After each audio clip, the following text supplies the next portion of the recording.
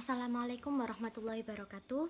Saya Najma Fairuz, NIM U2019-1087 akan menjelaskan tentang qiraat dan mushaf dalam Al-Quran. Ilmu qiraat sebagaimana didefinisikan oleh Imam Ibnu Al-Jazari adalah satu ilmu untuk mengetahui cara mengucapkan redaksi ayat-ayat Al-Quran dan perbedaannya dengan selalu menyadarkan bacaan-bacaan tersebut kepada para perawinya. Sebelum mengenal ilmu qiraat, kita harus lebih tahu dulu apa tujuan mengetahui ilmu qiraat itu. Di antaranya adalah yang pertama, mengetahui qiraat yang sahih dan yang tidak sahih. Yang kedua, bisa menjaga keaslian dan kemurnian Al-Quran. Yang ketiga, menjadi salah satu syarat bagi seorang mufasir. Dan yang keempat, dengan mengetahui qiraat, semakin luas pula jangkauan pemahaman dalam menafsirkan Al-Quran, baik dalam bidang akidah, hukum, atau akhlak pergaulan sosial. Selanjutnya adalah syarat-syarat kita mengetahui qiraat itu sahih atau tidak. Yang pertama, harus sesuai dengan rasam usmani, baik secara hakiki atau mirip hakiki atau disebut juga dengan ihtimal. Yang kedua, harus sesuai dengan tata bahasa Arab, karena Al-Quran adalah kitab yang berbahasa Arab. Yang ketiga, kita harus mengetahui itu mutawatir atau masyhur di kalangan para praktisi ilmu qiraat. Lalu kemudian di sini ada qiraat dan mushaf.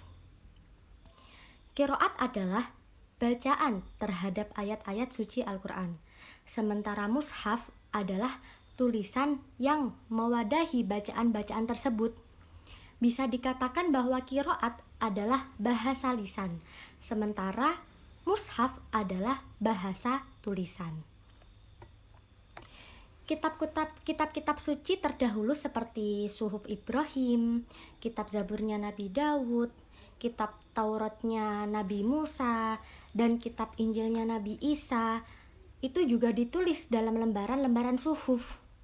Oleh karena itu, pada saat Al-Quran diturunkan pertama kali di Mekah, Nabi mengangkat beberapa sahabatnya untuk menuliskan ayat-ayat Al-Quran tersebut pada beberapa benda yang seperti kita pernah pelajari, yaitu ditulis di pelepah kurma atau tulang belulang hewan, batu-batu putih yang tipis, kulit binatang, dan lain sebagainya. Hal ini berlangsung terus-menerus sampai Nabi hijrah ke Madinah. Pada saat Nabi wafat, semua ayat Al-Quran sudah ditulis. Kemudian pada masa Abu Bakar, Al-Quran ditulis kembali karena ada kekhawatiran banyaknya ayat-ayat Al-Quran itu yang hilang karena banyak pada sahabat Nabi yang gugur di medan perang Yamamah melawan Musailamah Al-Kadzab. Setelah selesai ditulis oleh Zain bin Sabit, kumpulan lembaran-lembaran ini yang dinamakan oleh mushaf. Lalu di sini saya akan menjelaskan tentang sistematika penulisan pada masa sahabat Utsman bin Affan sebagai berikut. Yang pertama adalah hanya menuliskan ayat-ayat Al-Quran, bukan yang lainnya seperti bacaan yang dikira qiraat padahal bukan qiraat, hanya sebagai penafsiran saja. Dan yang kedua, menuliskan ayat-ayat yang betul-betul telah diajarkan oleh Nabi kepada para sahabatnya. Dan yang ketiga, referensi penulisan berdasarkan yang pertama seperti mushafnya Abu Bakar, dan yang kedua hafalannya para sahabat, dan yang ketiga tulisan Al-Quran yang ada pada para sahabat. Seperti contoh di bawah ini, seperti saya akan mencontohkan kata kalimat dalam Al-Quran tersebut.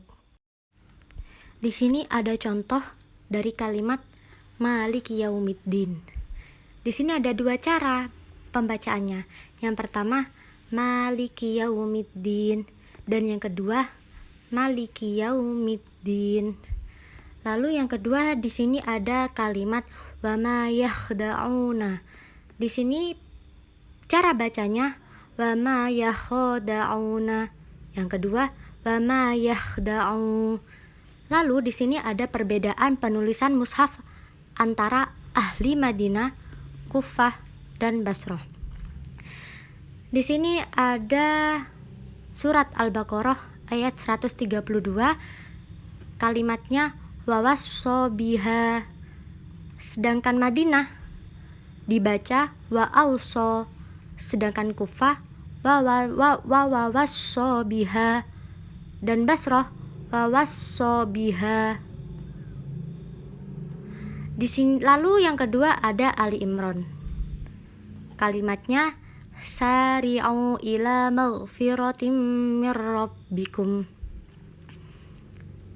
Bacaan Madinah yaitu sari'u, sedangkan Kufah wasari'u, sedangkan Basrah wasari'u.